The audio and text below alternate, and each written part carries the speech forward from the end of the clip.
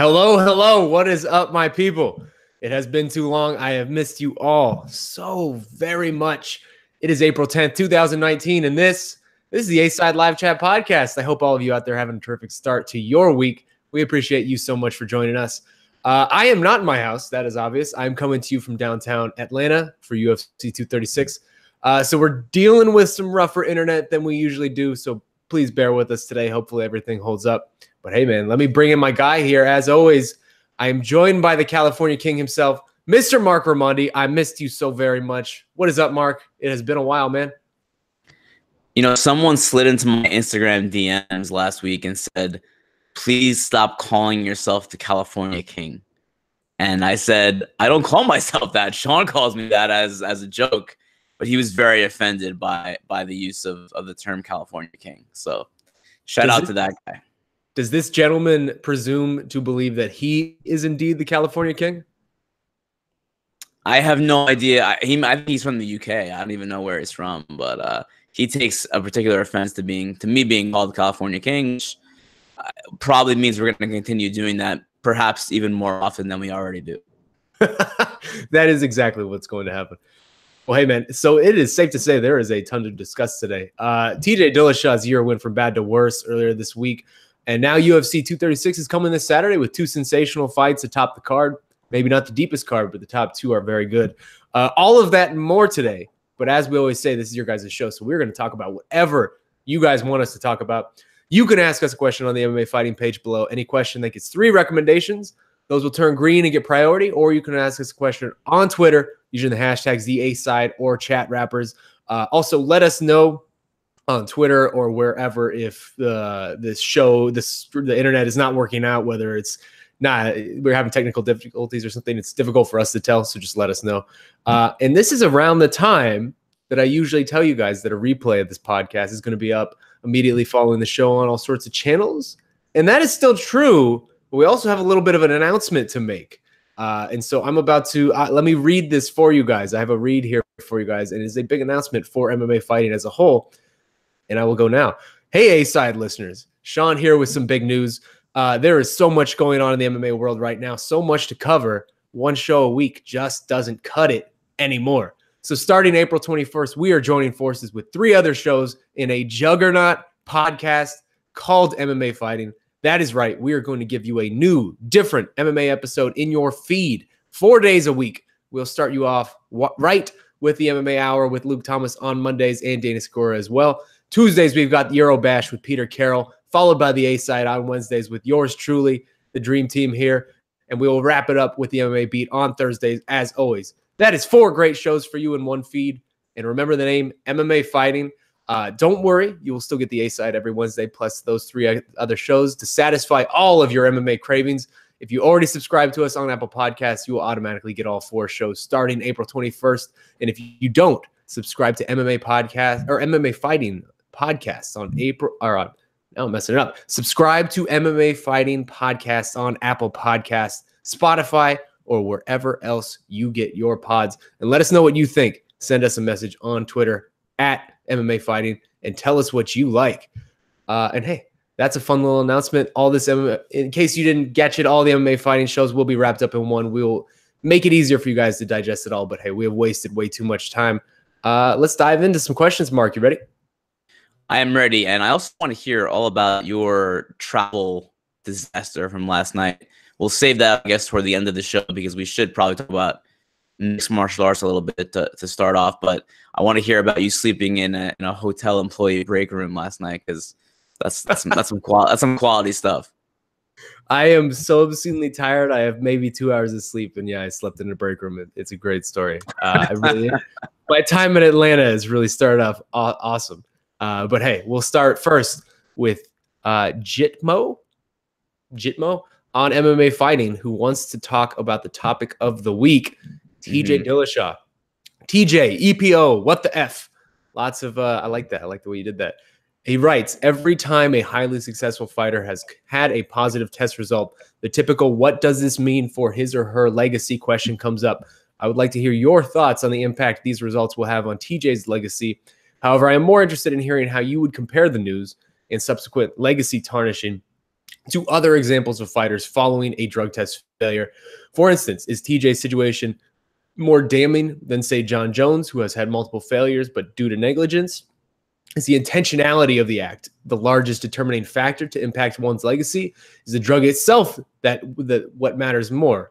Blood doping versus steroid versus diuretic, etc. Lastly, if this news now precludes TJ from being the best bantamweight of all time discussion, who would your top 3 of all time be? So there is a lot to digest there, Mark. Let's just start off with the top. TJ Dillashaw, we now have found out the reason he vacated his bantamweight title was because he tested positive for EPO. And not only one test, but 2 tests now we have discovered. There was also a test additionally in December that has come back positive once they rechecked. Just your overall thoughts on the news, and then we'll dive a little bit into this question.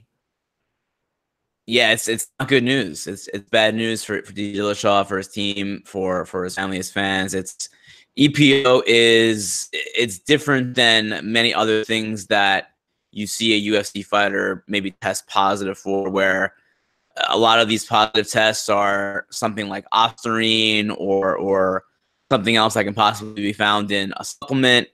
Sometimes these are things that are taken by accident. Sometimes they're from contaminated supplements, tainted supplements, and so far and so forth. EPO is very different than that. It's you can only inject it. Like you're not getting EPO from a protein shake. That's a pretty strong point there. That EPO is something that you inject. You're pretty likely to know that you're taking it. It's not usually an accident. I mean, unless you don't know what is going into your body through injection.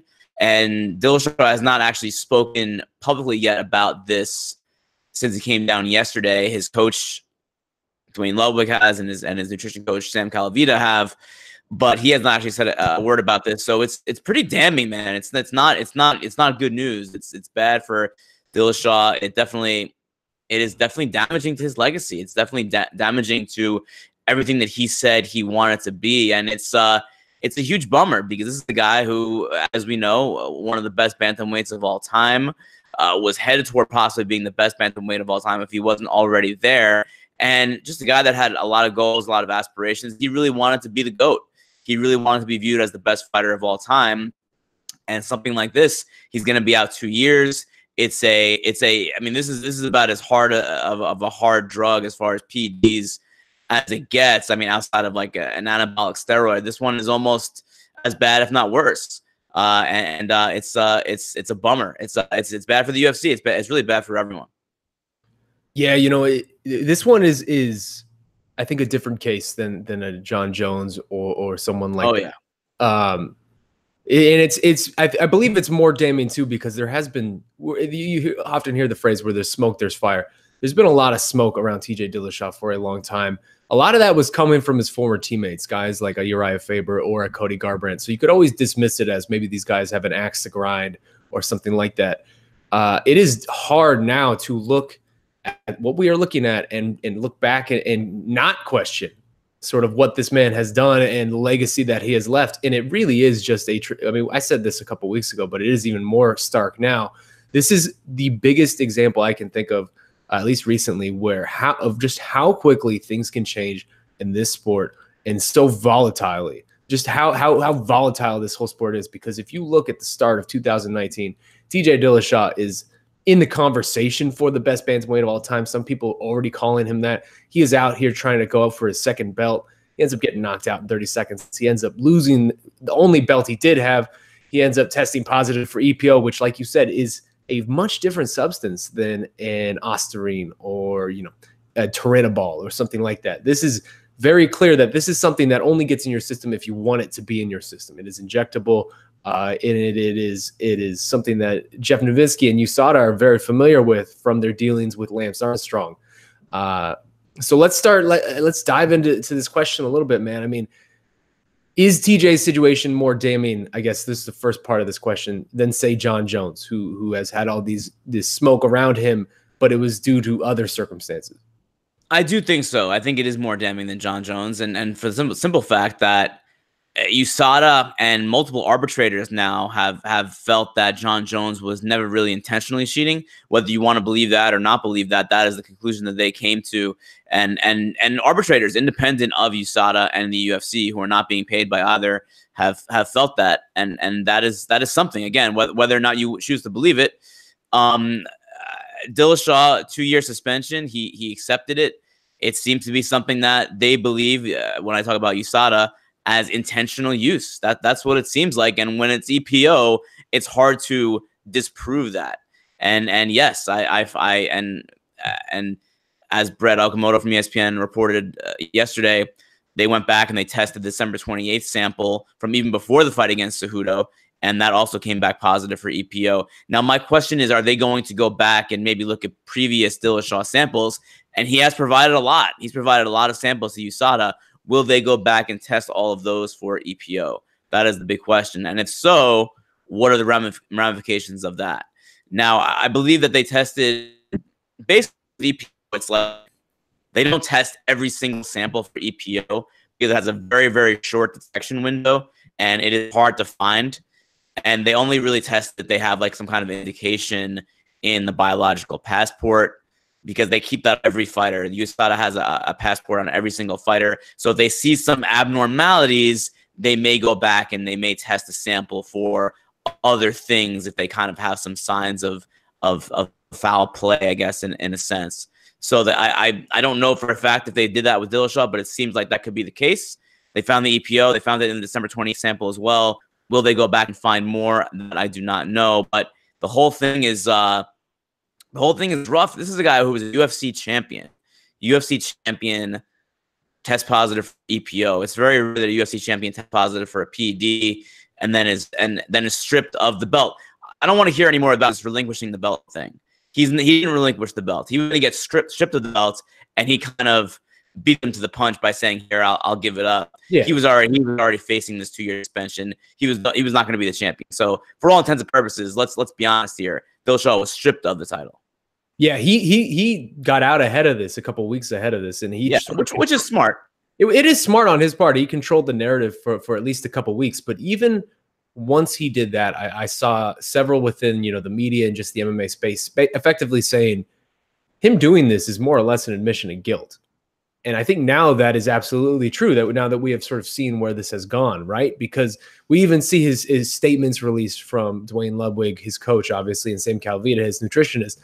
And both of them more or less said, yeah, TJ did this. Like their statements more or less effectively boiled down to, this is not a good thing, but he more or less did this. And so now I wonder how far this goes. How culpable are either of these men? Did his team know? It seemed like obviously a lot of people at Team Alpha Male know. It seems like it is more far reaching than it appears at the beginning, or I guess from the outset. But man, I don't know. I mean, we've talked about a lot about PEDs and the effects that has on people's legacies and things like that on this show. You notably always defend Jon Jones and still count him as the greatest of all time, despite his multiple instances. I wonder now, I mean, my question to you, same question that Jitmo had to us. Does this take TJ out for you, or do you still include him? Do you disassociate this from a Jon Jones type of situation? I think it's different because for the things that I mentioned previously about how USADA has felt all along that Jones did not intentionally cheat. Again, whether or not you believe that. Also, I think that Jon Jones had such an overwhelming resume before he ever tested positive for anything that I still think it's hard to deny him as the best of all time. Dillashaw had, of course, a very, very good resume. Hold on. I would push back against that, though, because Dillashaw had his entire resume before he tested positive. This understood. But what I'm saying is that Jones was so overwhelming as the greatest of all time. If you look at his resume before he ever tested positive, he was already that. And we don't know, and we can't ever know if he was on something during that period of time when he was beating all those former champions. And we also don't know if those guys were on anything. It was kind of the wild, wild west at that point. There was no USADA. So who's to say if those guys weren't on something too? So it's more of the fact that we don't know enough. Whereas Dillashaw this is the USADA era. He has had a lot of success in that era where there is advanced testing. And this is the first time he tested positive, as far as we know, in the USADA era. Again, I don't know if they'll go back and look at his other tests for EPO. It's a possibility they'll go back and they may find some more stuff. But yeah, I mean, I think as of right now, it's hard to put him in that greatest of all time category because this is a mark against him. I think it's a mark. I think all this with Jones is a mark against Jones. Don't get me wrong, but I think that his resume is so overwhelming that you have to still take that into account. Whereas I don't find Dillashaw's resume as overwhelming as someone like Jon Jones. And this is a longer suspension than Jon Jones has ever been given. This is something that obviously USADA feels like this was an intentional usage, and his team is essentially saying that it was. So, I mean, I think these are very different cases. Mr. Raimondi, you have to know that all sounds incredibly arbitrary, right? Well, this is not a court of law. I mean, what are you talking about? All stuff is arbitrary. It's all subjective. I understand, but I mean, we're just asking each other for our opinions. To me, your opinion sounds relatively arbitrary on this, but that is neither here nor there. That's fine. That's fine. But I mean, we don't. I want to hear. I also want to hear from Dillashaw and hear what he has to say about it. And I think there's a lot to be said for owning up to it. That if that is indeed what they choose to do, it seems like they've kind of like half done that, where some of the stuff that Calavita and Ludwig have said have kind of indicated that, okay, yeah, he did this because he felt pressure from the outside. But I think there's a lot to be gained from just coming out and saying, I did this, I screwed up very badly, apologize. We so rarely see that when someone tests positive for anything. Everyone denies it. Everyone says contaminated supplement, even if USADA comes back saying that, no, you probably did this on purpose. It would be refreshing, and I think that would be the path for Dillashaw to kind of resurrect his image. It's going to take a while. He's going to be out 2 years, but it is kind of the first step. He is going to be basically weeks away from his 35th birthday when he comes back. Yeah. That will be in 2020. I'm sorry, 2021. I guess my last part to this, I mean, I'll answer the question as well. My whole opinion on this subject changed a couple of years ago when I had a conversation with Matt Hume, and he was more or less saying it's silly that Demetrius Johnson isn't being thrown into these greatest of all time conversations, because what if you gave Demetrius Johnson PEDs throughout his career? What would he look like? That sort of thing. It's not the same. It's not equivalent, which is why I've always considered George St. Pierre the GOAT, just because there's never been any sort of, there's never been anything around him in regards to that conversation. To me, TJ Dillashaw is now out of the running forever at this point for being the greatest bantamweight of all time. He may come back 2 years from now and he may do great things still. It doesn't matter at this point. I think to me, it's a one-strike policy. You're done. That's why I don't count Jon Jones in there. That's why I don't count Anderson Silva. That's why I won't count TJ Dillashaw. And I think that's how we should look at it moving forward. But I know it is very much just an opinion thing. So anything else you want to add to this before we move on? I mean, I don't disagree with you, but I think if he does come back and he goes on a huge run, I think, look, I mean, everything is negotiable. People do forget. People have short memories. But like I said, I think the first step in the path toward kind of getting back into the good graces of the fans is an apology. And my question, man, is this: was it worth it? Was it really worth it to lose 2 years of your career, to lose 2 years of income? Dillashaw is so incredibly driven and ambitious and competitive. And it is a huge part of his life, getting in the cage and fighting and trying to become the best ever. And he took a shortcut. And he's going to pay for it now. Was it really worth it? I think that's probably the internal question that Dillashaw's having right now. Was it really worth it? Because now it's all gone. For 2 years, it's all gone, and his reputation may be gone forever. Was it worth it? I don't think it was. Very well said. And let's keep it moving, because the next question revolves around the same topic to some degree. This one's coming from After the Fights, and he is asking about retroactive suspensions. There will be plenty of debate concerning whether willful and intentional cheating will tarnish a legacy to a greater degree than situations where a fighter attributes failure to dick pills or tainted supplements. I am more interested. I love how dick pills is just in the MMA lexicon, by the way. I am more interested in the sentencing format. I was wondering if Marc could explain why the 2 year suspension is retroactive to the date that the sample was collected, January 18th, when the fighter fought within that ineligibility period, January 19th.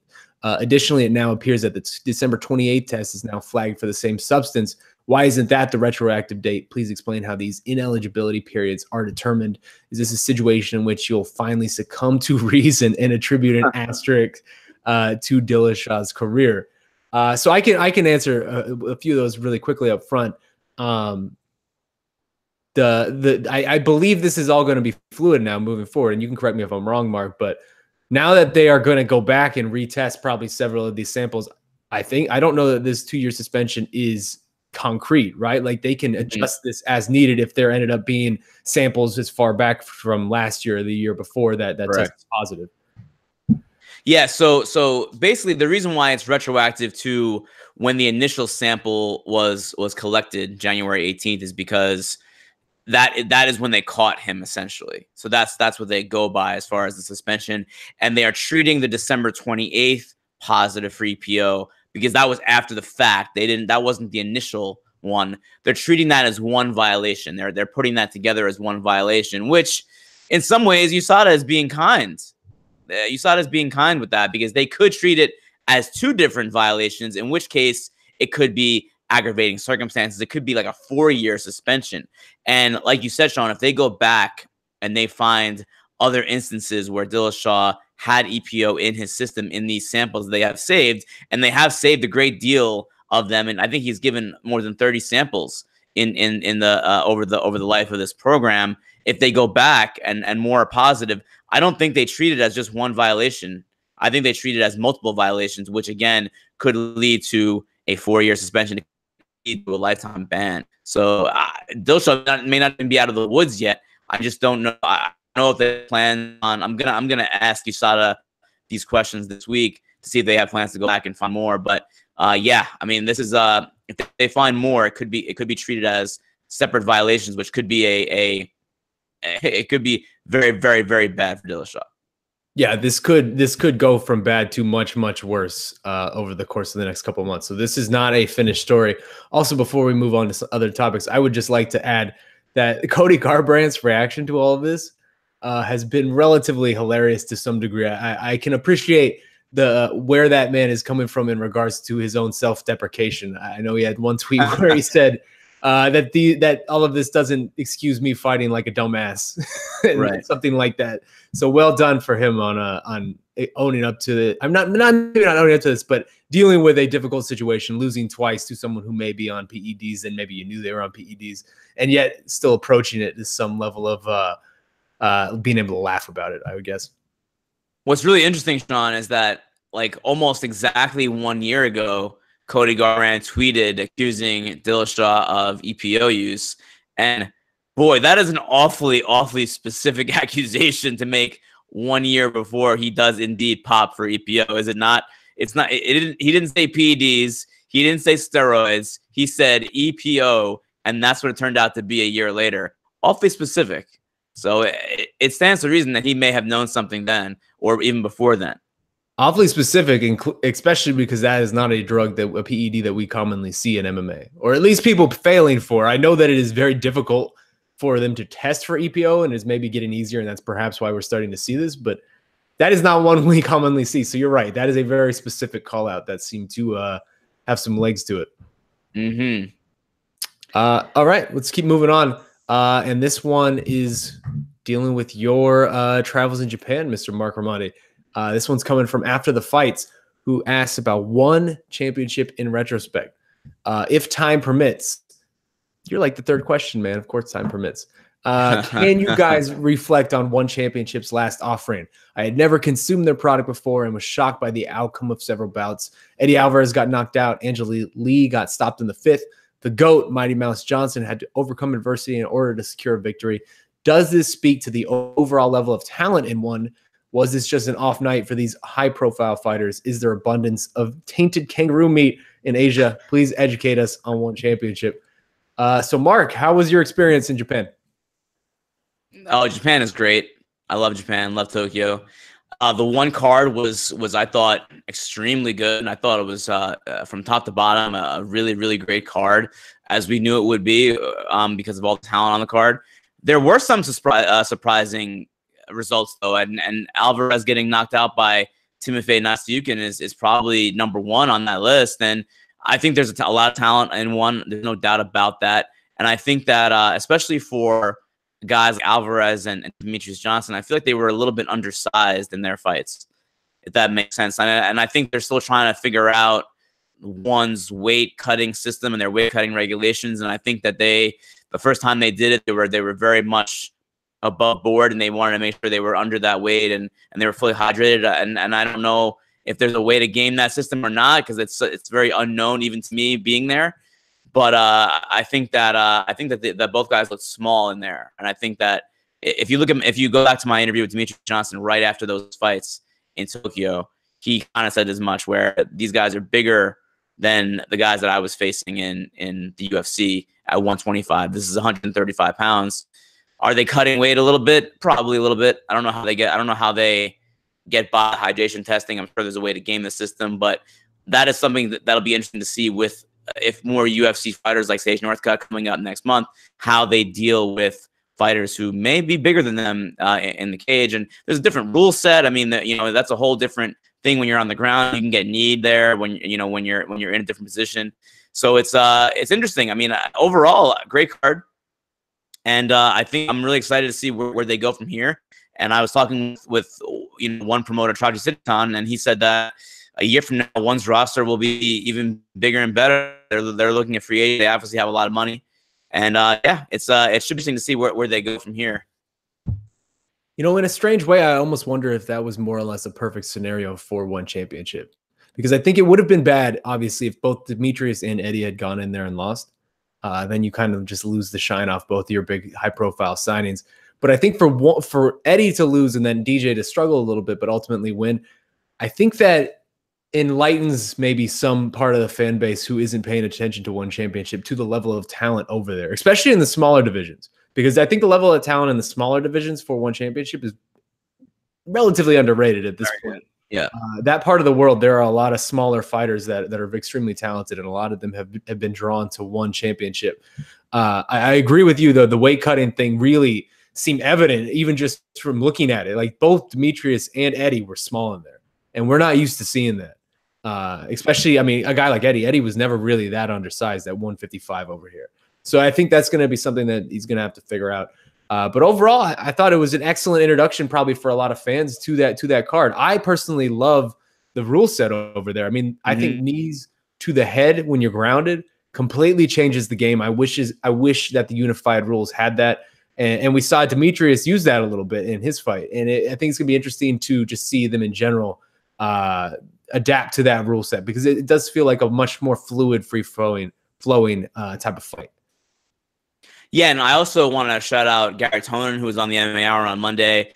I think he's got a very bright future. It was very, very, I think, wise for one to sign him early on after he transitioned from Brazilian Jiu-Jitsu. I think he's going to be very good in MMA. He's already very good, and I think he could be a star for them. And again, Sage Northcutt next month. And also to double up on your point, Shaun, about Alvarez losing being good, it could even be better, because I think if they get Alvarez one more fight and he gets a win, doing the Alvarez Shinya Aoki trilogy fight for the one lightweight title would be a no-brainer in my eyes. Now, Shinya Aoki does have to defend that title against Christian Lee coming up, Angela Lee's brother, who's also a very, very, very good young fighter. But if he gets by Lee and Alvarez wins one more, I don't see why you don't just put those two guys together in a trilogy fight. That's a fight that I think a lot of fans everywhere in the world will want to see. Absolutely, and I think next time Nastyukhin fights, I think a lot more people are going to be paying attention as well. So, absolutely, yeah. Overall, big moves by one, and I'm sure it's going to just start, and it seems like it's going to be a big year for them. Let's move on to a different promotion, and we're talking about bare-knuckle fighting. Of course, your views on bare-knuckle fighting, and this is coming from GReb77. He writes, bare-knuckle fighting has been revitalized with some big signings lately, like Rumble. I mean, he's not really fighting, but I guess him being around is good. Paulie Malignaggi and Artem Lobov, and it got its moments. MMA headlines last week. Okay, with the Lobov Malignaggi trash talk and Lobov versus Knight at the weekend. This is a little rough. This is a rough question. MMA fans' reactions seem to be mixed. It's action-packed, but too violent for some. It's more like a bar fight than a sport to some. What are your reflections on bare-knuckle fighting after last week's BKFC action? I'm guessing you had more there and you didn't get a chance to write it. All right. You okay, man? G-Reb, you all right?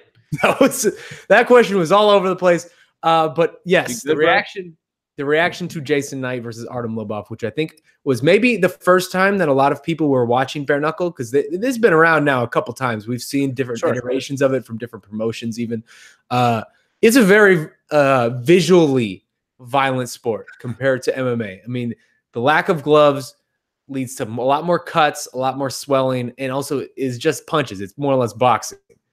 So you're not getting any kind of grappling to change things up or maybe lighten the violence. But Mark, is it too violent? I don't know if it's too violent. It looks more violent. It can look very violent. It can look very scary. I mean, hold on. Those guys' faces. Yeah. Oh my God, their faces after that fight was like, I would say, is it more dangerous than MMA? I don't know if it is. I mean, I think it's. I don't know if it's less dangerous, but I don't think it's any more dangerous than MMA, right? The picture image of those two guys' faces, Jason Knight and Artem Lobov, afterwards next to each other. I think MMA Fighting posted something where you want to be an effing fighter. That looked like something out of Street Fighter or something. Once the defeated character screens have been just like, that was brutal to look at. Horror movie stuff, especially the days afterwards. Jason Knight looked like he got butchered up, like he had been sewn back together. I mean. But is it too violent? I don't think it's too violent. I mean, how desensitized from violence are we at this point? Very, very desensitized to violence. Very. I think so.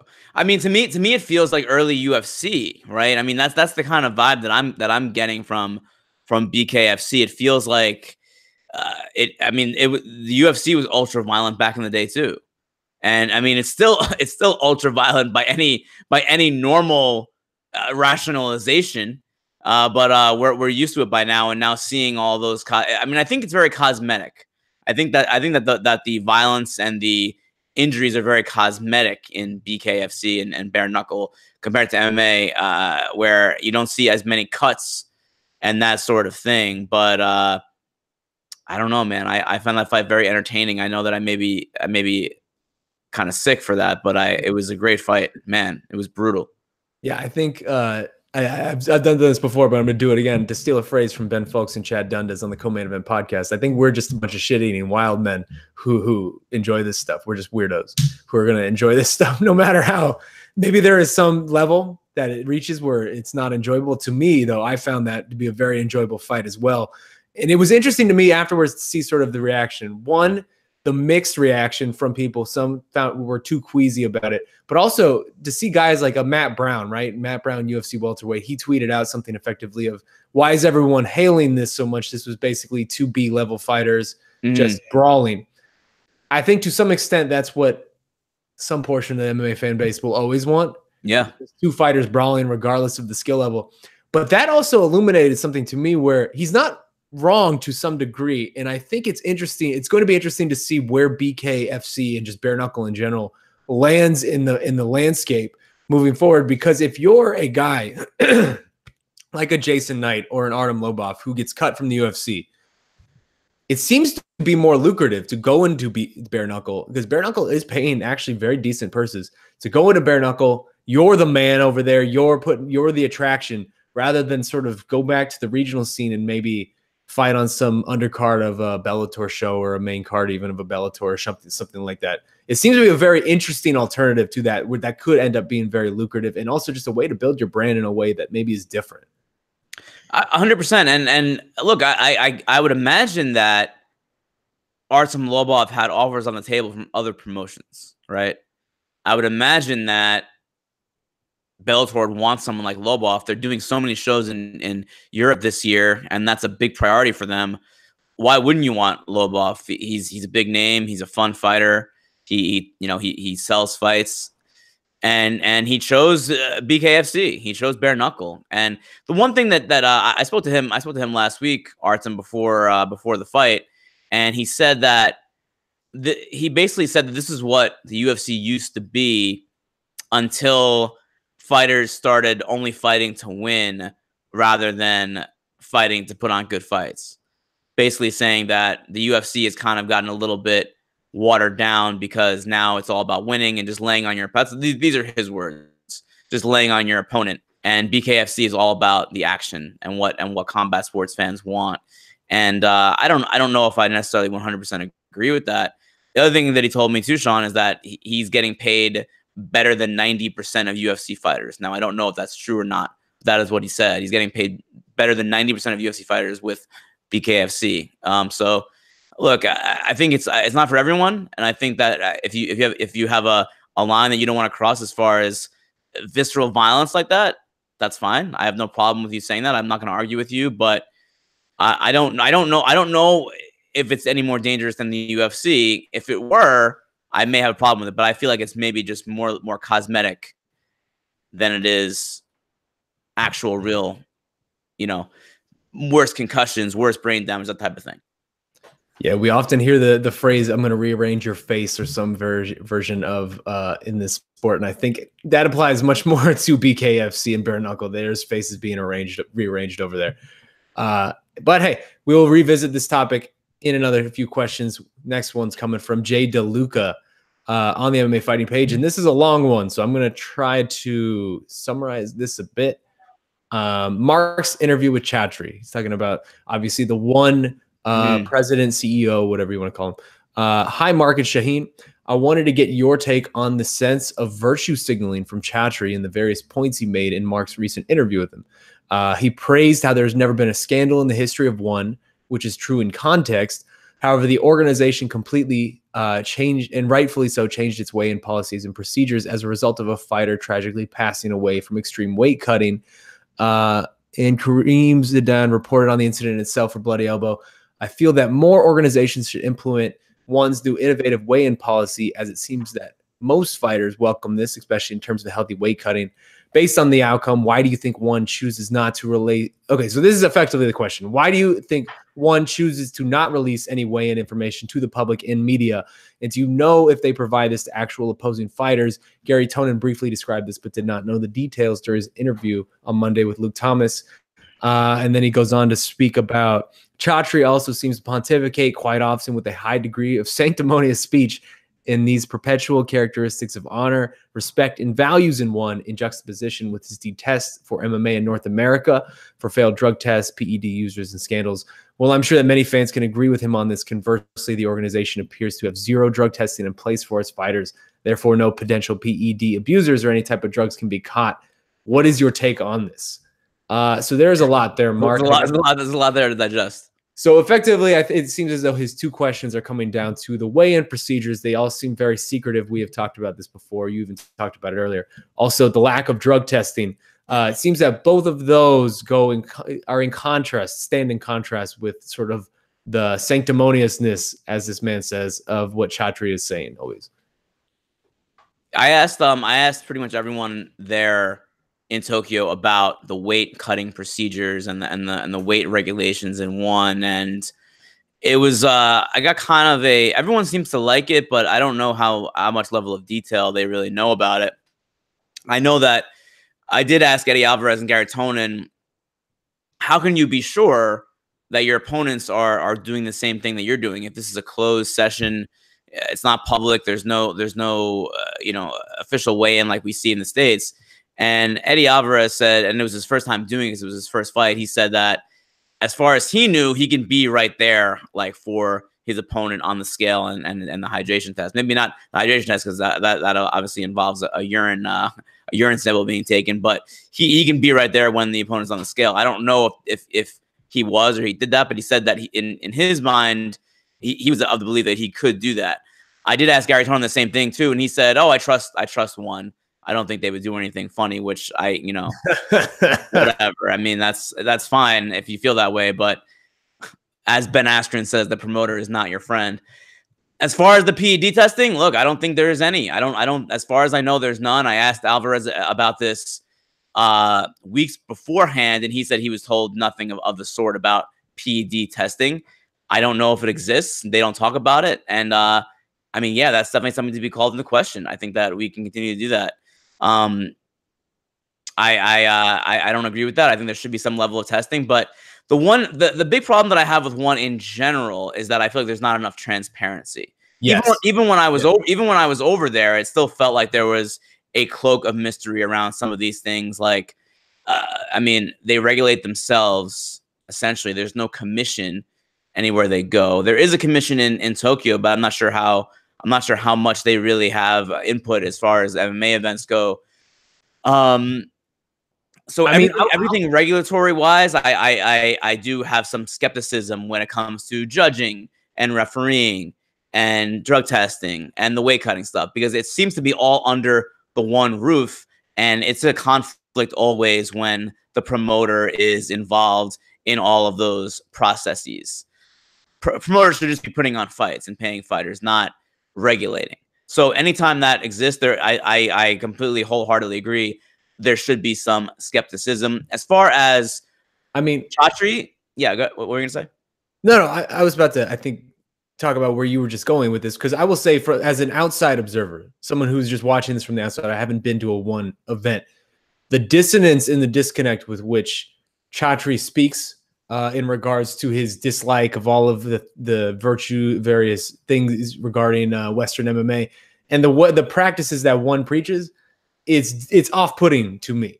I mean, as you said, there effectively seems to be no drug testing. So when you are labeling, when you're decrying all of these PED abusers and all of the steroids that go on in Western MMA, but you don't actually do any testing yourself, that comes off as incredibly sanctimonious and disingenuous. And I mean, if you look at a lot of some of the physiques over at One Championship, there are some fishy things going on over there. It just seems. I mean, that's just an observation. That's not an accusation, but it just appears so. Same with the weight cutting. I don't understand why there isn't any transparency. Why are these numbers so secretive? That doesn't make any actual sense to me, and no one else does that. All of that it is very off-putting when you consistently. It's one thing if you don't come at it in a very sanctimonious way, where we're better than you because type of thing. But when that is sort of your whole mantra and your philosophy, and then there's this other part of you where this is the way you do things, that is difficult in some way to swallow, I will say. Oh, I mean, look, Chatri he's a promoter. I mean, he's like the Dana White of the East. I mean, that's really everything that he's saying is really all just promotion. He is a carnival barker. I mean, so all of that stuff you have to take with a grain of salt. All of the stuff about, honor, integrity, respect. That's just part of the brand that he's trying to push. It may be BS. A lot of the stuff that Dana White says is BS. They're promoters. They're promoting their company in that way. Right or wrong, that's exactly what he's doing. And I mean, I almost wish. Hold on, I would say that's fair, but we also criticize Dana White a lot for that. Oh yeah, and I think he should be criticized. And I feel like Chatri doesn't in One Championship doesn't get nearly the level of criticism that maybe it should in that regard, just because they're not in our view all the time. 100% correct, and I think that it takes away from just how damn good One actually is. Their roster is extremely talented. When Chatri says, "This is the greatest martial arts event in history," like, no, it's not. It's not. Everyone knows it's not. It's not. I mean, it's look. This is clear. This is not up for argument. It's provably not the biggest martial arts event in the history of the world. It takes away from everything else that you do, because you lose credibility when you say something so ridiculous that it takes away from everything that the fighters are doing and all the talent that you do have, because it kind of like it turns people away. It's like, well, no, we know it's not. Why am I watching this? That's complete BS. That's complete hyperbole. So it's a little bit over the top. It's actually a lot over the top. A lot of what One does is very over the top. But that's kind of the takeaway that I got from being there. It's like the fights and the fighters, fantastic. I mean, really, really great, really excellent. The everything that else that surrounds it, the promotion is very like, it doesn't feel organic. It feels very like over the top and fabricated.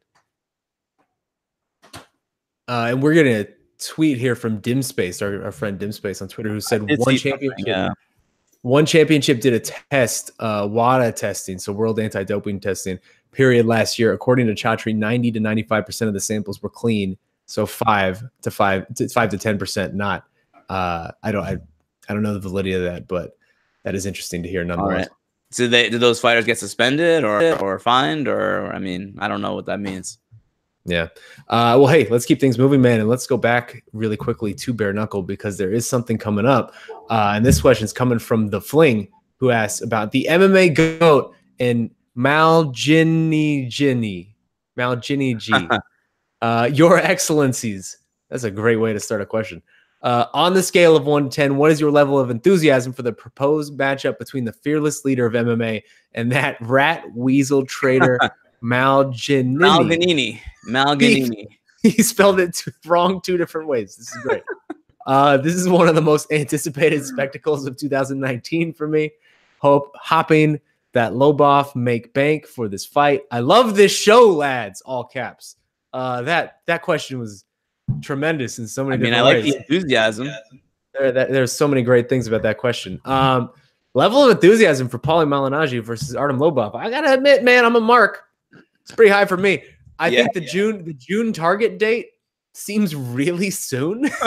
Like, if you look at Artem Lobov's face, I don't know that he needs to fight in 2 months. Yeah. But man, I am all in on that fight. I will be there with bells on to watch that fight. I know this makes me a Marc. I know this is very silly, but they've sucked me in. They got me. I mean, I think it's one of the biggest fights outside the UFC of the year. As crazy as that might sound. I don't know that I can say you're wrong either. I mean, it sounds ridiculous, but I think that there's something to it. I really do. I think there'll be a lot of buzz around it. I think it's also going to become apparent once the fight starts, and obviously we're away from it, so I'm sure we'll talk about it at some point. But Paulie Malignaggi was a professional boxer at a very high level. 2-division world champion. He made people, MMA fans may crap on him. Maybe it's justifiably so sometimes because of his obsession with Conor McGregor, but he was a very well-traveled, decorated boxer, and this is effectively a sport that is just boxing with no gloves. I don't know that this is going to go the way that Artem Lobov thinks it will, but I am here to watch it. I mean, I'm here for the build up. I'm here for the fight. I think I already ordered it. Can I order it on Fight TV yet? Because if I can, I will do so. Look, this is the whole BKFC thing, and I find it entertaining, and I understand why people are turned off by the whole deal. But I mean, at the end of the day, we watch people fighting in a cage for a living, and we report on it. It's a weird world. And I think that there is, I mean, I guess this is somewhat more brutal in a way on the surface. That fight is a circus fight. I mean, I feel like it's a throwback in some ways, like the days of like Pride and like early UFC.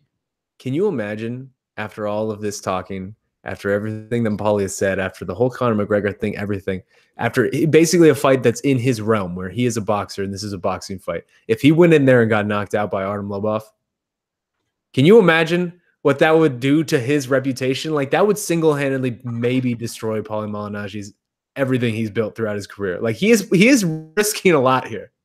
I look, you're getting me excited just talking about it. I really can't wait to see this fight. I don't know.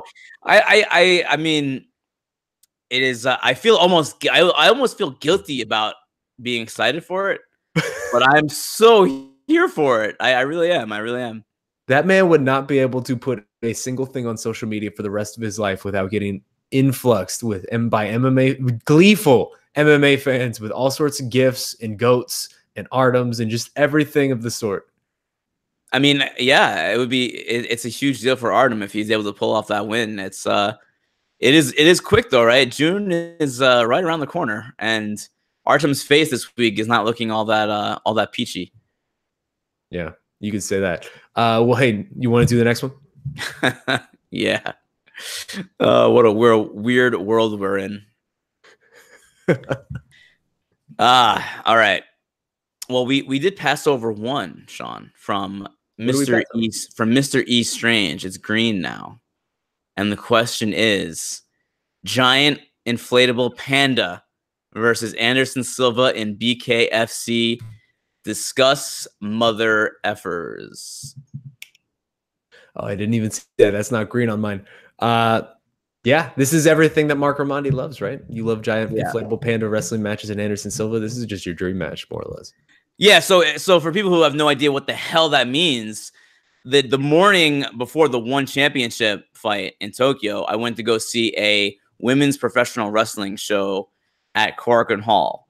And as you know from watching Japanese MMA, the Japanese kind of like some things that are a little bit odd, a little bit strange, a little bit different. And I watched a women's wrestler, wrestle a giant panda mascot in a match in a ring.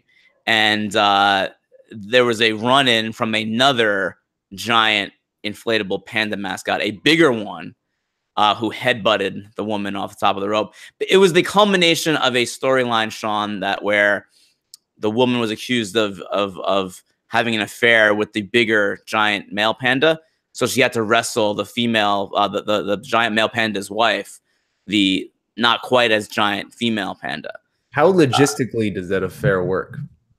I don't know if I look, they were speaking Japanese and I don't speak the language. So I really mostly had no idea what was going on, but I will tell you this, I was wildly entertained. Wildly. So yeah, if you want to put Anderson Silva against Andreza, the giant panda, in the BKFC ring, I will be there. Tell me when. I will start walking right now. I'm there for that. All right. Well, Andreza, giant panda. I am team Andreza. Let's keep things moving. This next one's coming from The Fling, who says, "Hey, also, do you guys see a path of victory for the Beast incarnate, Brock Lesnar? I think he KOs Cormier in the first straight right hand. Do you think DC can take Brock down? No way, Jose. I love you guys, all caps. The Fling, you're just all we over. Love you too, The Fling. So this question is actually somewhat relevant to MMA. Yeah. WrestleMania happened this past weekend. It was terrible. I watched it. I don't know why I watched it. I regretted it immediately. It was way too long. It wasn't terrible. Dude, it was like 9 hours long of just. It was very, very long. But it wasn't terrible. I watched that in a room full of wrestling fans, and every single person in that room fell asleep before the show was over. It was way too long. It was laborious, but there were some fun moments. Okay, and so that got to the point of this question where Brock Lesnar lost his match, and they made a lot of UFC references beforehand. Sure. And so more or less seems as though this is now the time for him to go to the UFC and fight Daniel Cormier. Daniel Cormier is out here calling for it as well. This has been a fight that we have more or less been waiting on for several months at this point, since DC basically beat Derek Lewis in MSG. There has been reports that is being targeted for later this year. So it is now on the table. I guess the question at hand is, he doesn't see any way DC wins. But just in general, I want your thoughts more so. Does this feel like a thing that we're finally about to get? I think so. I think Brock Lesnar will come back and wrestle at least one more time in WWE. They have a big show in Saudi Arabia coming up in May, where, I mean, they're just going to get paid a ridiculous amount of money, and Brock will get paid just a stupid amount of money to wrestle one match. I think he'll definitely do that. And then probably on to the UFC and Dan Cormier.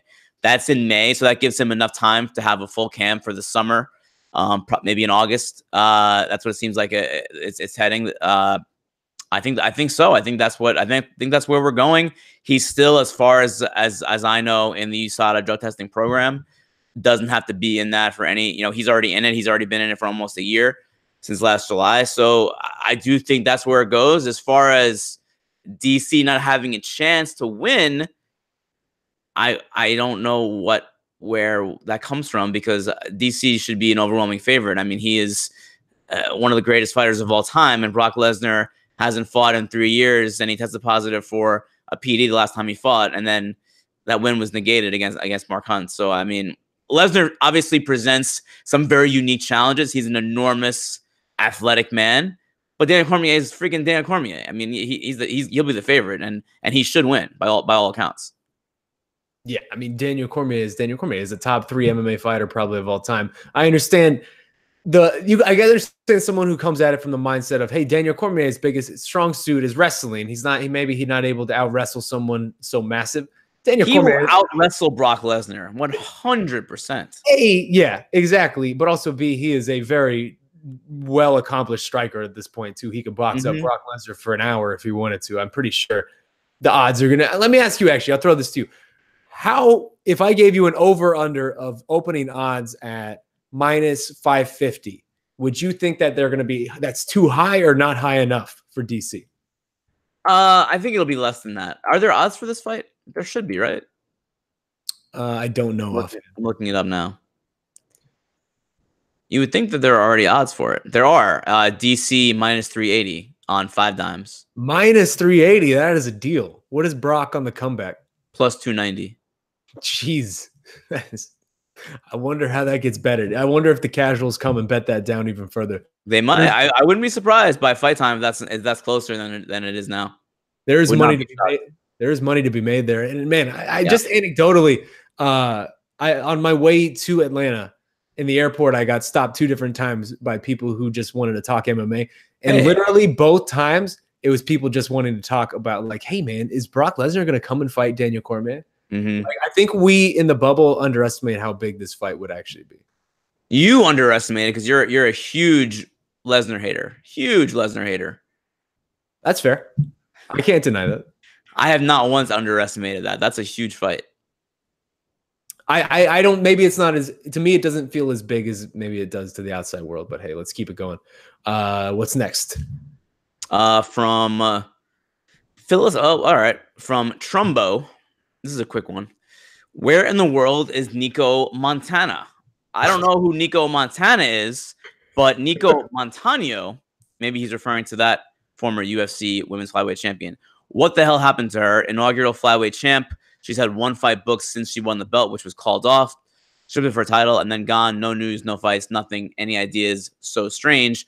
I will say that I have reached out to Nikko and her team multiple times over the last few months and have not heard anything back. So I don't know. I don't know what the plan is for her moving forward. I have no idea. Yeah, they are not the most responsive to media requests. I will say that we have learned that over the last year or so. I have no idea either. If you follow her on Instagram, she still posts regularly on social media, so she's still around. She's still training. I mean, obviously she's training, and I have no answers though as far as where and when we can expect her back. And it seems like the division has sort of moved on without her. And this is now twice with these women's divisions where they start out with the Ultimate Fighter, and then the winner of the Ultimate Fighter ends up being maybe not irrelevant, because I wouldn't call Carla Esparza irrelevant to 115, but just definitely not in the championship picture once the division kind of figures itself out, which is a strange trend to see. It's almost like a reality show is not the best way to crown a UFC champion. No way. That's crazy talk. I know. That's a real hot take, but I think it's true. Okay, we got still several more green questions, so let's try to hit the next few, and then we got to go to Twitter because we're already an hour in. Yeah. From Philosophical Perspective, Middleweight Mess. Hey boys, I hope you guys are fine. I'm glad you're both. You both make my life a little less miserable almost every Wednesday evening here, local time. For that, I thank you both. Okay, enough of the ass licking. Okay, well, I am glad that we make your life less miserable. I hope it's not too miserable. Philosophical Perspective, and on that last point, I have no comment. I demand that every question now start with copious ass licking. Okay, enough of the ass licking. Okay, cool, great. This is a family show, Philosophical Perspective. Anyway, with Israel versus Kelvin this weekend, here's a 185 question. With my countryman Jack Hermanson making waves in 185 and looking very competitive against ranked opponents, and Costa and Romero in a weird situation, whatever that may be, what happens in 185? I see Hermanson beating Jacare April 27th, but both Costa and Romero I see as tough matchups for Jack. But what is up with those guys? Do you insiders have any updates on Costa's and Romero's status? They do not fight. I do not like my own thought around Costa, as I have no evidence, but the situation is weird. Cheers from Sweden. So I am glad that you asked, Mr. Philosophical Perspective, because if you actually go to MMA Fighting right now, as we are recording this live, an article just posted from Guilherme Cruz, our own Brazilian beast. And it actually goes into a little bit of what has been going on with Paulo Costa and why he wasn't able, maybe, we don't know for sure, but it seems to relate to why he wasn't able to accept this fight against Yoel Romero and ultimately Jacare Souza. He ended up actually getting fined. I'm getting feedback from your side, Mark, so it's making me. Oh, sorry. You're good. He actually ended up getting fined $9,300 something by the New York State Athletic Commission for something that happened all the way back in 2017. And that sort of maybe you can illuminate a little bit more on that, Mark. Yeah, before coming on the air earlier this morning, I was working with Guilherme on that story about Costa. And yeah, so it seems like he violated some kind of NYSAC rule, some kind of New York Athletic Commission rule. They won't say which. They won't say what it is, but I think you can probably deduce that it has something to do with that video that surfaced last year of Costa being administered an IV. Now, he's saying that he took stomach medication. And that stomach medication, I believe, is called Plasteel, something like that. That is not prohibited by USADA. It's not prohibited by WADA or any commission. However, if you take anything via an IV over a certain threshold, that is a prohibited method. So that could be the reason why the NYSAC fined him. I don't know. And USADA has been quiet on whether or not they're investigating Costa. I don't know if they are not. It seems like there may be smoke where there's fire, because there's got to be some kind of reason why Costa is not being booked for these fights, where he was booked against Romero multiple times. It's kind of fallen through. So we just got to wait. We got to wait and see what USADA says, if they come to any conclusion, if they are investigating or not. I think we'll know probably more in the next few weeks, but there certainly is still a lot of uncertainty with Paulo Costa's situation. Absolutely. And I recommend you guys go read that article about Guilherme Cruz. There's a lot of work that went into that, and it is actually quite detailed. It is interesting to sort of an update on him. As for Yoel Romero, I mean, he was going through, he was legitimately very sick for a bit. So he's good. It might be a little bit before we see him. He needs to recover and get better. That is why he was out of that fight. I feel like all along it was a long shot for him to get in that fight, because on that card in Sunrise, Florida, because the guy was on a reality show for like months, and then he comes home and then he tries to get right back in the training camp. I mean, he was on a reality show. He wasn't at home. He was probably not taking care. I mean, you're on a show and you're stuck somewhere. You're not really taking care of yourself the way that you would at home. So I'm not surprised that he got. I mean, unfortunately, he got sick, and that sucks. But I always kind of knew that it was a long shot for him to take that fight, because, again, I mean, that was going right from that situation into a training camp where you're training for the best fighters in the world was always going to be a tough one for him.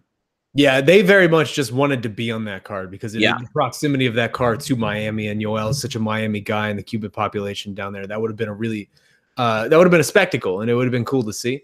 So it's unfortunate that he's not going to be on it. I will say, though, I spoke to him a couple weeks ago before he got sick, and he was talking to me a little bit about his time on the reality show.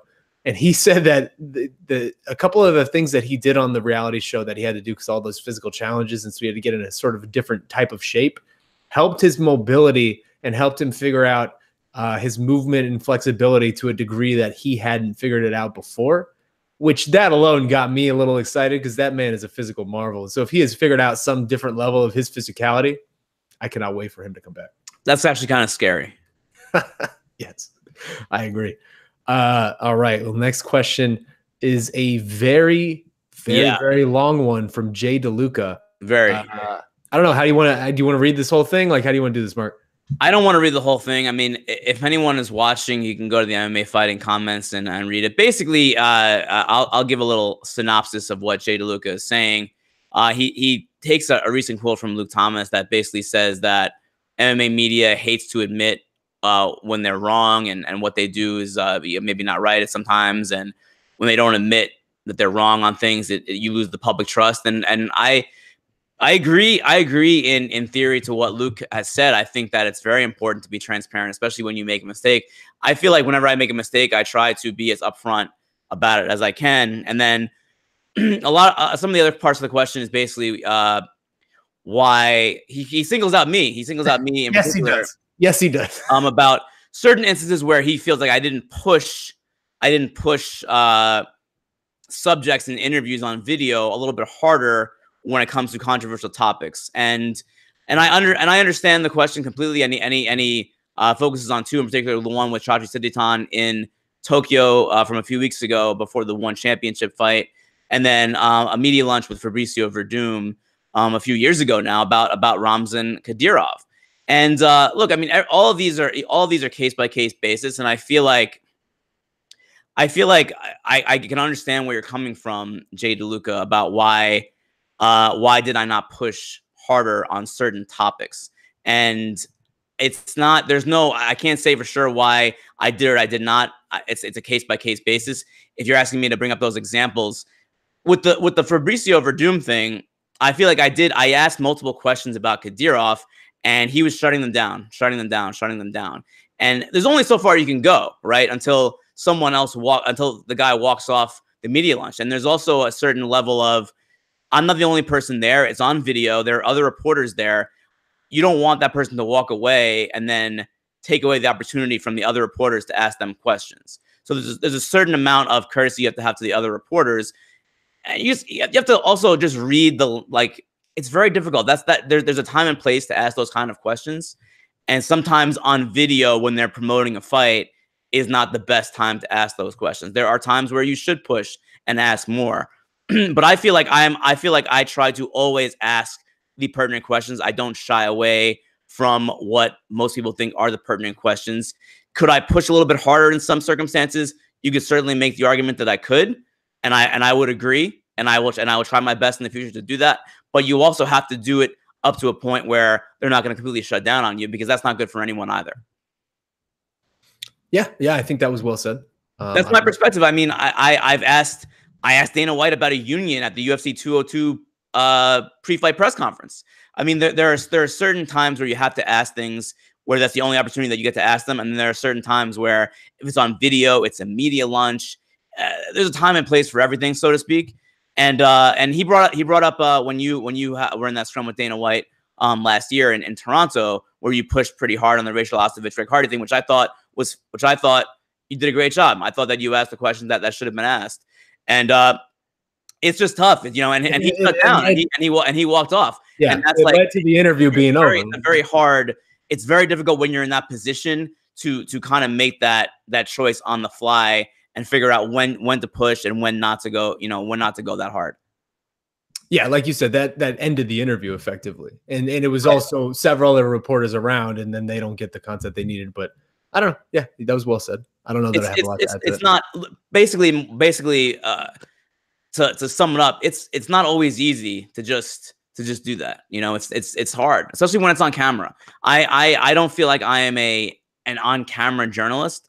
I have to ask questions on camera often because of my job. I feel like it's a lot easier to ask those questions and a lot of a better forum to ask those questions when it's one-on-one. The camera isn't rolling. You're talking. You're having a real dialogue with someone, and you can really get their true feelings that way rather than when there's a camera and 30, 40, 50 reporters, fans, and also there in that same room. It's not easy stuff. It's not always as easy as it might appear.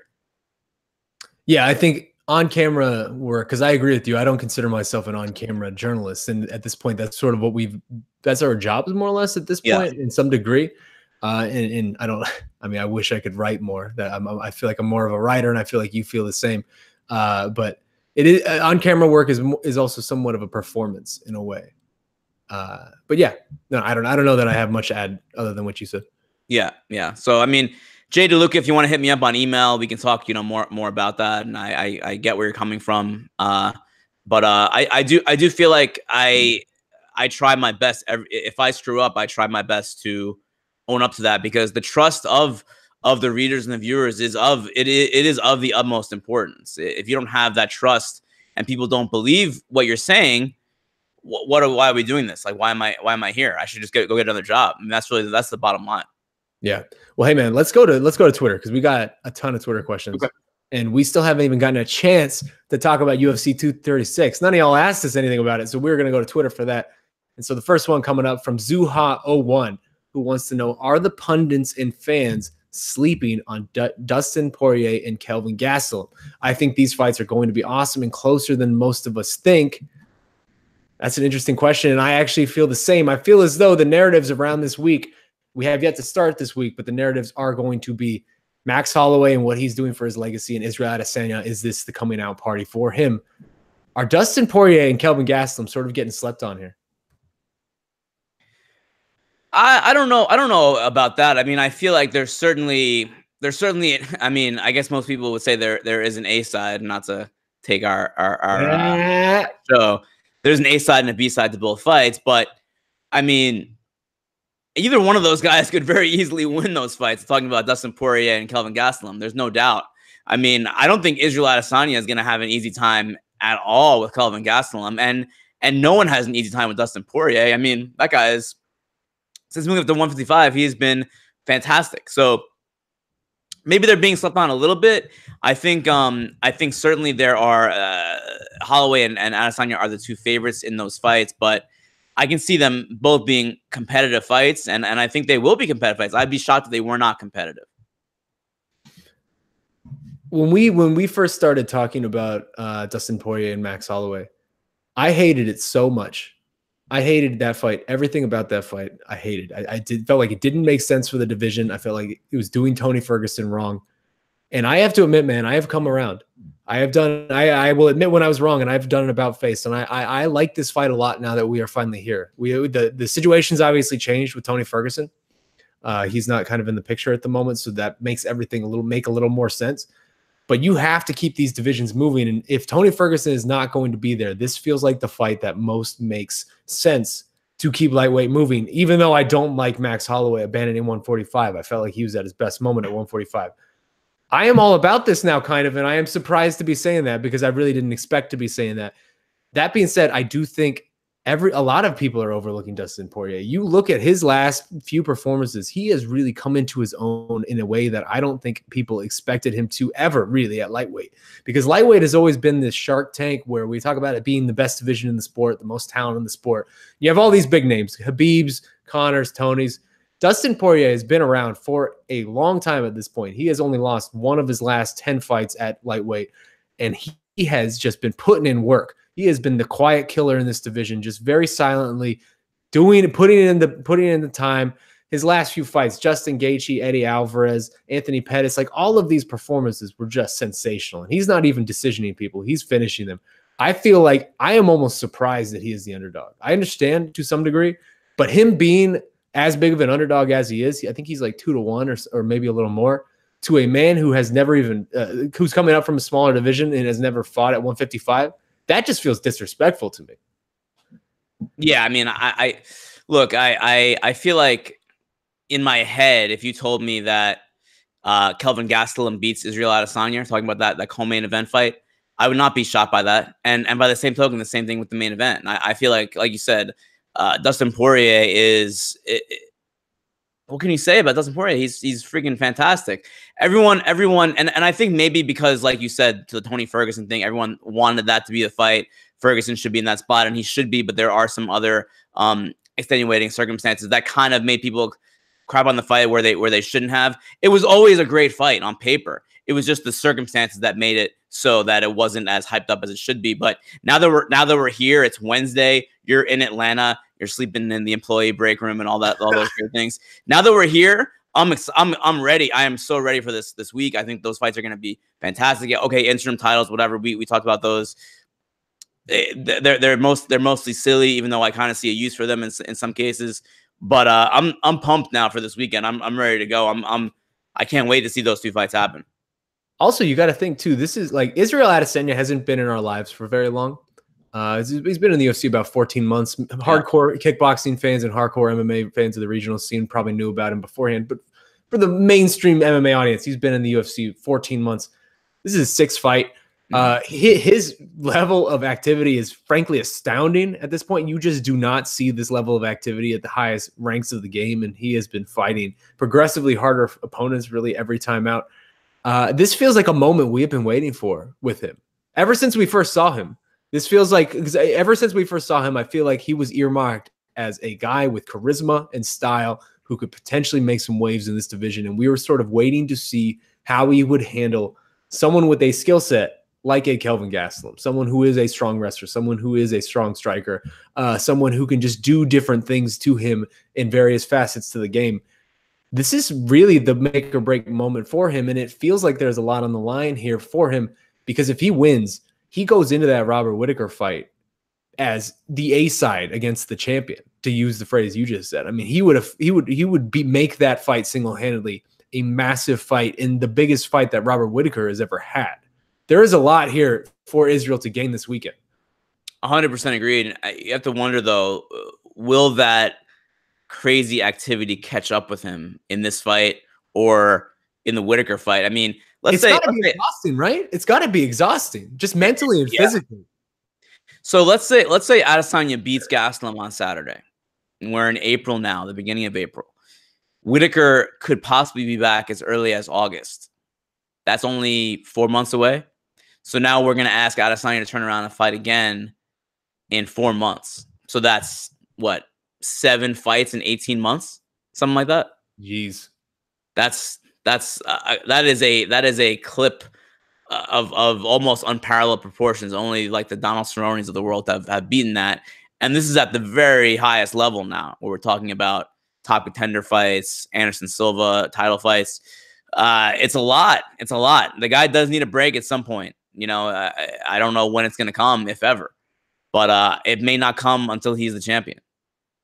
If he becomes the champion, of course. To me, what we even just did, though, is fitting, though, right? Because we're asked about, is Kelvin Gastelum being overlooked?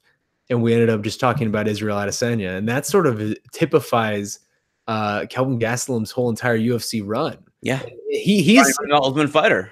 He is such a unique character, man, because he was the underdog from the beginning. I think he was the last pick of Team Sonnen when he was on The Ultimate Fighter. He was going into that Uriah Hall fight. Actually, every fight in that tournament, he was not supposed to win. He ended up winning them all. He went to that Uriah Hall final, and Uriah Hall was the next Anderson Silva. He was the next giant superstar. He was finishing everyone on that show. He upsets Uriah Hall, and he ends up having a weird career at welterweight, where it was very apparent that he was always going to struggle making this weight unless he made some changes. And yet he was always such a reluctant middleweight. For so long, he did not want to make this move. He felt like he would be undersized in this division. And to some extent, he has. His hand was effectively forced. He didn't have a choice to go to middleweight. And even now, he still talks about, someday I want to go back to welterweight.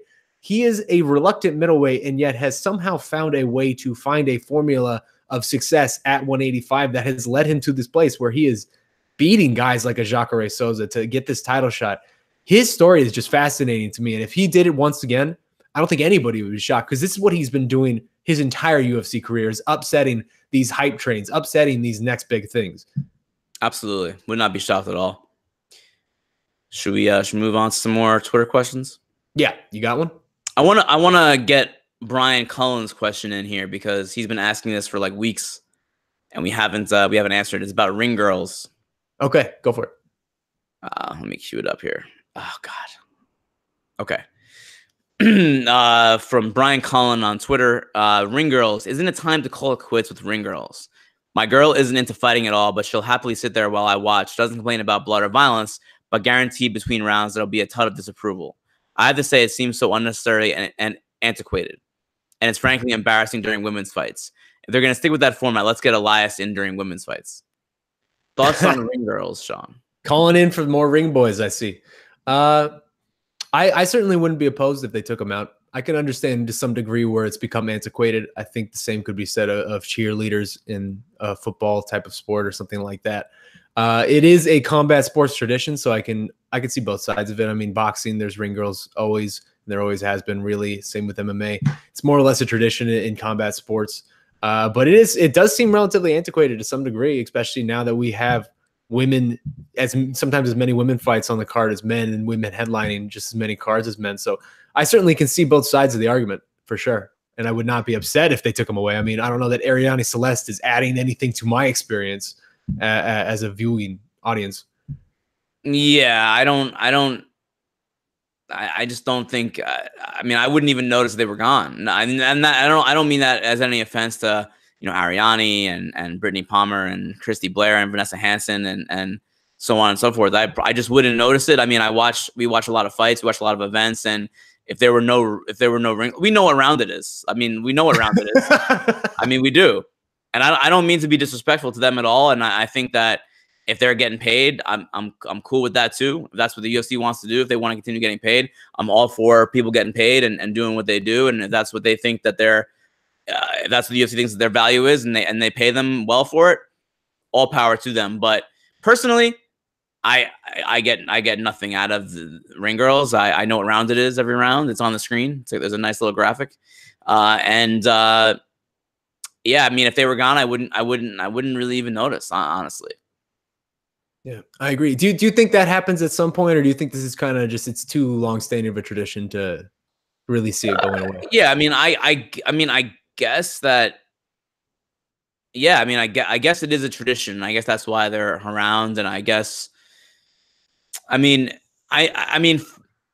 there's a given in there's a few givens in this world, right? Death taxes and men want to look at attractive women. That's kind of one of the things that that's just going to be a long-standing thing, and it's always been a thing. And I guess that's why ring girls are there. But I do feel like we moved past that in 2019 a little bit. Yeah, I don't know. If there were no ring girls at UFC 236, I probably wouldn't even know. I probably wouldn't even notice it. It's just not something that kind of resonates. But I think they'll continue. I think that, look, Face the Pain is still the introduction to the UFC. Yep. That's not going anywhere either, and I don't think the ring girls are going to go anywhere. I mean, no, I think that that's pretty much set. Early 2000s new metal in general is still the soundtrack. Yeah, I mean, honestly, like before this question that Brian asked, I have given almost zero thought to that topic. I mean, I like when Elias Theodoro is there for Invicta, being the ring boy. I think it's kind of funny. I think it's cool. It's something different. But I've given very, very little thought to the ring card people. Yeah. Well, hey, let's get a couple more Twitter questions. We'll do the promo and then get out of here. We are running out of time. Next question is coming from Christopher RH, who says, "Hey guys, great podcast." Thank you for that. My question is, in all major sports, fouls are a part of the stats. Should MMA start doing the same and put eye pokes, groin kicks, fence grabbing, etc. into the stats? Greeting from Europe. I love this idea, Mark. I had never thought of this idea until he just said this, but I actually really like this idea. I would like to know who is the clubhouse leader in groin kicks, who is the clubhouse leader in fence grabs, etc. I would say eye pokes, but I think we would know who the clubhouse leader in eye pokes would probably be. I mean, in theory, this is a great idea, but I don't know if there are enough instances where, I mean, what is a foul? Is it a foul when separated and there's like time to recover from the eye poke or the groin kick, or is it when there's a warning? I mean, when do we tally these things up? I just don't know. I mean, but I would say that anytime there's a break in the action, right? If there's a break, if someone gets kicked in the balls and they have to break the action, notch that in their column for groin kicks. Like I'm just curious to see. I'm a numbers guy, so I would love to see those numbers. Yeah, I mean, I think that there could be some. I mean, I don't know if they would mean anything, but there could be some funny stats like, hey, this guy is the all-time UFC leader in groin kicks. Because I know all-time eye poke leader. I mean, that would be Jon Jones. Let's not kid ourselves. I don't know about that, and then maybe that's why it's a good thing to tally these things up, because maybe he's not. Maybe he pokes people less than average. I'm just saying. This is anecdotal evidence. If you're talking about some quantitative stuff now, and I'm all for that. Maybe that will exonerate Jon Jones if we know the real number of how many people are poking people in the eyes. I just love baiting you into defending Jon Jones. It's great. I will say, if this was reversed and you had the opposite numbers of most times kicked in the groin, etc., John Dodson is winning that hands down. That man gets getting kicked. Yeah, that man gets kicked in the groin every single fight. Why is that? I have no idea. That is a good question. I don't know either. I got nothing for you. All right, you got one more, and then we'll get in Dodsons. Right in the Dodsons. Yeah, I mean, there's a few of them. Pick your favorite. Oh God. We can do this Zuha. It's a nice little list question. This might be a good one to end on. Okay, go for it. Okay, so it's a list of fights. What are the chances of the below fights happening in 2019 on a 1 to 10 scale? Ready? All right, let's do it. Habib versus the winner of Holloway versus Poirier. So 10 being most likely, 1 Yes. being least likely. Correct. I would say 8. I would say 6. Yeah, that maybe I'll go 7. I agree because Conor McGregor's still out there, and if he wants that fight, the UFC is going to give him that fight, no matter what Dana White says. Tony Ferguson returns in 2019. I hope it's a 10, man. I'm going to say a 10. Wish that put that into the earth and hope that it happens. I will say 9. I think it will happen. Yeah. Cormier versus Brock in 2019. I think we've gotten to a point where this really feels like it's inevitable. I'm going to say 8. Yeah, I'll say the same, 8. I think it does seem like it's gonna happen. Conor McGregor fights in 2019. Oof. Oh man, there's a lot going on with Conor McGregor right now. I'm gonna say 4. Ooh, okay. I think it's less likely than likely. I'm gonna put it right at 5. I'm gonna straddle the line on this one. I really don't know. It could go either way. Featherweight title fight without Max in 2019. Now he doesn't specify interim title or undisputed title. That is where my mind immediately went because there are a couple guys now. This queue is building up with Frankie Edgar and potentially Alexander Volkanovski. I think a lot of it depends on what happens this weekend, but I'd say 7. I think it's likely that happens. I'm gonna say an 8. Because I think there could be an interim title very soon. I think that's possible. Yeah, I think we could hear something about that within the next month or 2. Robert Whittaker versus the Adesanya Gaslam winner in 2019. 10. I mean that's just the obvious next step for the division, and I don't know. I don't know that there's anybody at middleweight that would really upset that. Yeah, completely agree. 10. I would be shocked if the winner of that fight on Saturday does not fight Whittaker sometime later this year. And then finally, Jon Jones versus Daniel Cormier 3 in 2019. 2. I don't think it happens. Yeah, I would say 0. I don't think that happens at all. 0 wasn't on the scale, Mark. Oh, I'm sorry. 1. 1.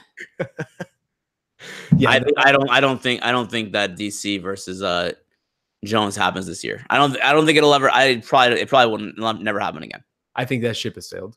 Yeah, probably. Could be wrong. It could be wrong, but it just seems like Cormier is not going to 205 again, and Jones. I could see him moving to heavyweight, but he said it himself. He's going to need a lot of money to go up to heavyweight and fight DC there. And I don't think the UFC is going to give him that money. Look, they don't. They don't need to because they're making all that ESPN money on the front end on pay-per-view now. There's not as much of a need for that. Yeah, that's a good point, man. All right, well, hey, this has been another long episode. Let's do the promo and we'll get out of here. You want to go first or me? I'll go first. Yours is probably more MMA related, so maybe I should go first. No. We got to finish with your story. All right, because that's going to be way more interesting than what I've got to say. You're hyping it up too much. I don't know that it's going to be that. No, man, I'm telling you, this is classic stuff. All right, go for it. Mine is very, very short, very, very short. Basically, I just wanted to touch very briefly on this fight that seems like it's good to go now for UFC 239. Ben Askren versus Jorge Masvidal. And it wasn't the fight that anyone even knew they wanted at the beginning of 2019. It was not the fight that anyone knew they wanted like a month ago, 6 weeks ago. Yet, man, it is super compelling, and it's one of the more compelling fights of the year in my mind. It isn't going to be the main event. That, of course, is going to be Jon Jones versus Anthony Smith. It isn't going to be the co-main event. That's Amanda Nunes versus Holly Holm. But for my money, I am so intrigued by Ben Askren versus Jorge Masvidal. And the reason why is because that is to me, both men are an example of how you cannot count anyone out in MMA. You cannot count anything out in MMA. Things can change very quickly. And when it comes to Ben Askren, has an undefeated record, and he's been a dominant champion in multiple organizations, but he was retired last year. No one thought he was going to come back. The UFC didn't want him. The UFC told him a few years ago to go to the World Series of Fighting and get more experience. It seemed like that they would never come to an agreement with Ben Askren. And Dana White did not like Ben Askren, probably still does not like Ben Askren, but it came together. Now he's in the UFC. He beat Robbie Lawler by submission in his first fight, and he is one of the hottest fighters in terms of buzz in all the UFC, if not the hottest. Ben Askren, I mean, of all people, the guy that everyone thought was a boring fighter a few years ago, is now one of the most talked about fighters on the roster. And then you have Jorge Masvidal, who has fought everywhere there is to fight in the world, promotions and backyards.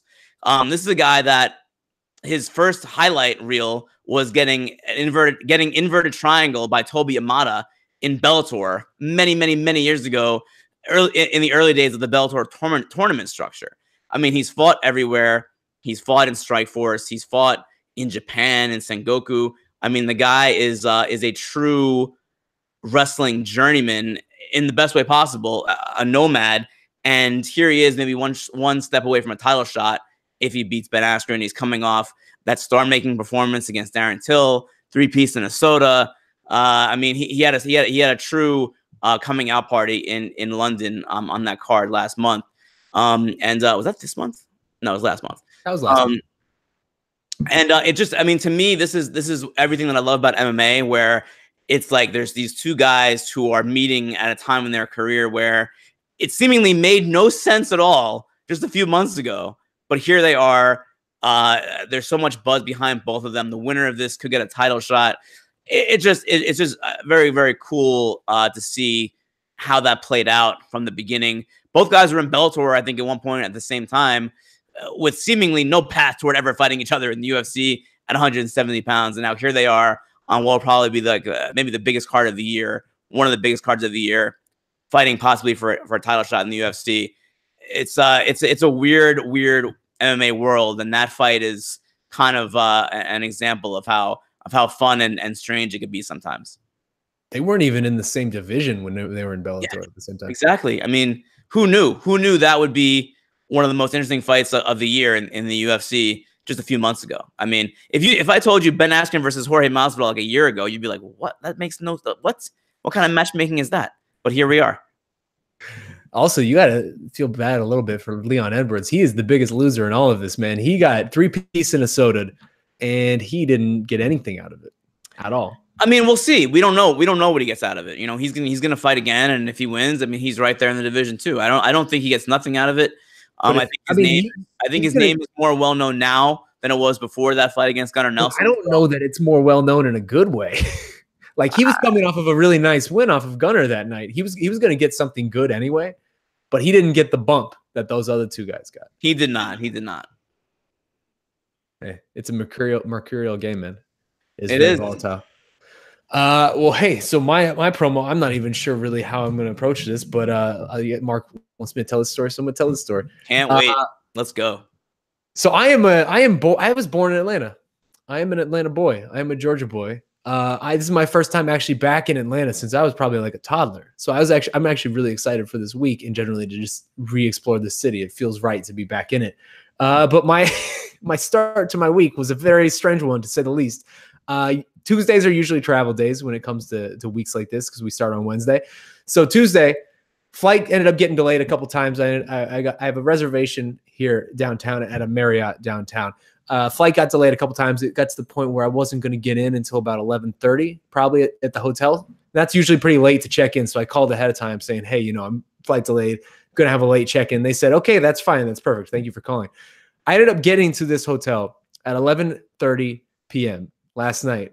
I was told once I got in that they did not have any rooms for me, despite us booking this reservation weeks ago. So I was told to just hang around and we'll try to figure out something. I was not alone at this point. There were other people that also were sitting around waiting. And 11:30 turned into 12:30, turned into 1:30, turned into 2:30. And we were all just in the lobby, sort of doing nothing, sitting around, not having anything to do, exhausted. And finally, they decided that, hey, this hotel is overbooked. We have no rooms whatsoever. We have overbooked it. We sold too many rooms, and it's just not going to work out. So we're going to find you a hotel elsewhere. They were, apparently all of downtown Atlanta is booked, so they were not able to find us a hotel that was closer than. So they ended up booking something. So I'm all over on the place on this story, but they ended up booking something. We piled into this shuttle to go into this hotel. As we're getting into the shuttle, I ask, hey, by the way, how far away is this place that we're about to go to? Because everything UFC centric is downtown. You need to be downtown basically for it. It more or less was 30 miles away and was going to be an hour and a half drive in rush hour traffic. And so the moment the shuttle took off, we made a collective decision as a group, like, okay, this is just ridiculous. We can't deal with that every day, an hour and a half drive. You need to turn this around. We need to figure this out. And so it's 2:30 at that point. That stretches to 3.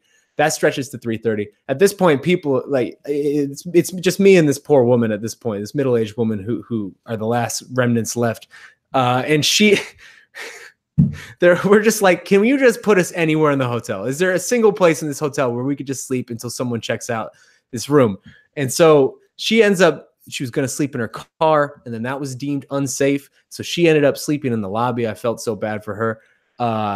Just looking basically like a bum sleeping in the lobby. I ended up sleeping in the employee break room all night, which was the most ridiculous thing I've ever seen. This is the most ridiculous travel experience of my entire life. I slept in the employee break room for like maybe a few hours before employees started funneling into the break room and inevitably turning the lights off, talking real loud, and then realizing there's some strange dude with his bags just sleeping on the couch in the employee break room, which, by the way, had no air conditioning. It was great. I didn't get a room until 8 a.m. I was here for 9 hours without a room, just sleeping in the employee break room. Great job, Marriott. Really loving my experience with you guys. Really having a great time in Atlanta so far. But screw it. The rest of the week is going to be fun. No one wants to hear me complain. It was just the most bizarre hotel experience I've ever had in my entire life. I have a question. So you're in the break room. Are people like coming in like throughout the night or no? So there was a skeleton staff here throughout the night, and I felt really bad for the people that were having to deal with this because they were kind of dealing with it without the GM or anybody being around and trying to just figure out something. So the skeleton staff were aware, like, hey, there's just a dude sleeping in this room. Maybe try to like leave him alone for a few hours. He's had a rough night. But like I said, starting probably around like 6 a.m., that was not a thing anymore because people were just coming in from work and they have no idea. And then they would flip on the lights, and then I would just wake up and be like, what the fuck? And I would scare them. They would scare me. It was just a thing that happened like 7 times before I was just like, I need to get out of here and just go back downstairs. And I ended up rejoining with my friend who was with me all night. And we just slept in the lobby, or not even slept. We kind of just hung out in the lobby for like another hour before we finally got a room. Did you sleep at all? Oh, dude, I went to sleep finally at like 8. I woke up at 10. So I'm maybe on like 2-3 hours of sleep. It's good stuff. A nightmare. It's really great times. That's horrible. It's the silliest thing. It took everything I had to not, once I went face to face with the GM today, to not just be a terrible person to this GM. But I can't do that. So I mean, are they going to hook you up at least? I mean, that's brutal. I don't know. We'll see. My wife's on the case. I'm not this person. I can't. It's really hard for me to like be that person complaining. So like my wife's on the case about it, but she's a bulldog, so I'm sure something's gonna happen. That's messed up, man. They better give you something. Oh man, I just wanted a room, sleeping in the damn break room like an idiot. It's great. And when do you have to go over to workouts? Those probably start in a few hours. So fantastic. No rest for the weary. It's gonna be a fun week though, man. I'm looking forward to it. Yeah. All you people from Atlanta. What's that? Hopefully you can get some sleep at some point. Yeah. All you people from Atlanta, tell me things to do. Because like I said, I was born here. So I want to get the Atlanta experience a little bit. Hit me up on Twitter and let me know some things to do here. I was also born in the Atlanta area. How about that? There you go. We are 2 of the most unexpected Atlanta boys. That's right. Well, hey, I forgot you're the one on the internet today, so I forgot that I got to wrap us up. So hey, this has been another episode of the A-Side Live Chat Podcast. Thank you guys so much for joining us. These on the road episodes are always a little touch and go, so we appreciate you sticking with us. We'll be back again, normal places, same time next week. There will be a lot to discuss. In the meantime, this is going to be a fun week here in Georgia. I'm here. Our own Jed Meshew is here. Casey is here. Esther is here. The whole team is here. We're going to bring you tons of goodies as you have come to expect. In the meantime, hey, enjoy the rest of your week. Stick it with MMA fighting throughout the week. My name is Shaun Al-Shatti. That is Marc Raimondi. This has been the A-Side Live Chat Podcast. We'll see you next week. A-Side.